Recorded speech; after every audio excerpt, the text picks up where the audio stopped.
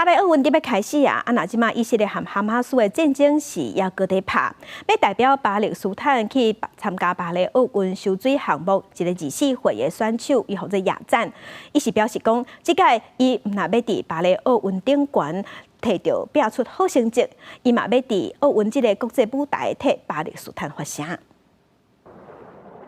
24岁亚赞伫咧杜拜游泳池为巴黎奥运做最后的训练，身为巴勒斯坦难民的后生，即便会当参加巴黎奥运，毋但是替老爸原少年时阵想要成做游泳选手的梦想，也希望会当向全世界证明，就算面临战火压迫，巴勒斯坦的人民又会当徛起咧奥运的舞台。كان لاجئ كان حتى ما عندوش أكل فبعدين الحمد لله تحقق حلمه بابنه. وهلا احنا يعني حلمه دايما فخور فيه انه انا قدرت اوصل للمرحله اللي هو ما قدر. الناس تفهم بالضبط انه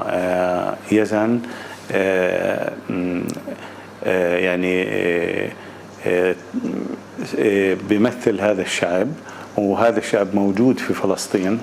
亚赞的老爸18岁时阵离开巴勒斯坦，并且第三第四亚赞，就算伫杜拜做家具的生意，不过爸仔两个人将来就无忘记家己的故乡。亚赞不代表巴勒斯坦参加2022年的东京奥运，而且也是阿拉伯运动会50加100公尺勇士的冠军，又伫2023年被选做国际奥会25位青年领袖之一。伊希望伫这边巴黎奥运用上好的成绩。 争取更加侪人对巴勒斯坦的肯定甲认同。إن شاء الله إنه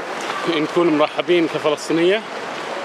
وإن شاء الله نفوز شغلة نرفع راس البلد نرفع راس الناس في فلسطين وضعها صعب فإن شاء الله نقدر نخليهم نفرحهم شوي.